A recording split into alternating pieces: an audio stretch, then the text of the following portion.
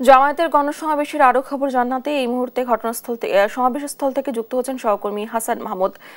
হাসান, সমাবেশে নেতাকর্মীদের উপস্থিতি কেমন দেখছেন, কি বলছেন নেতাকর্মীরা, বিস্তারিত জানাবেন আমাদেরকে। ধন্যবাদ আপনাকে। ঠিক দুইটায় যে জাতীয় সমাবেশটি আয়োজন করা হয়েছিল সেটি ইতিমধ্যে শুরু হয়ে গেছে। সেখানে আমরা দেখতে পাচ্ছি জামায়াত ইসলামী সহ অন্যান্য ৮ দলের যে সব নেতাকর্মী তারা কিন্তু ইতিমধ্যে এসেছেন এবং কেন্দ্রীয় নেতৃত্ব যারা তারাও কিন্তু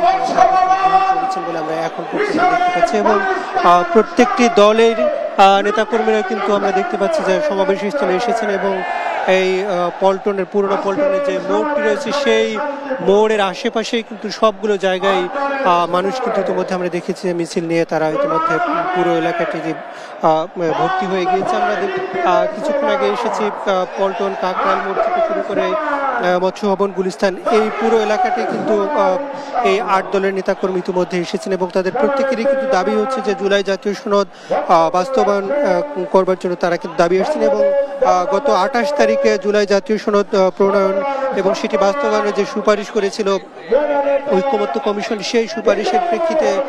দ্রুত একটি সাংবিধানিক আদেশ জারির মধ্য দিয়ে একটি গণভোটের মাধ্যমে এই জুলাই সনদকে বাস্তবায়ন এবং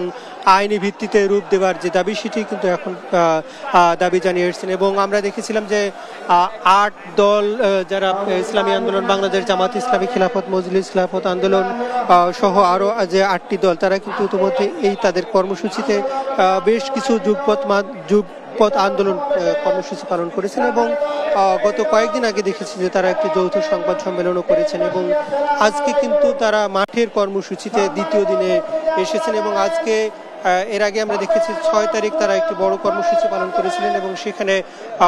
প্রধান উপদেষ্টা বরাবর একটি স্মারকলিপি প্রদান এবং গণমিছিলের কর্মসূচি পালন করেছিলেন। আজকে সেই দিন তারা কর্মসূচি দিয়েছিলেন যে যদি এরই মধ্যে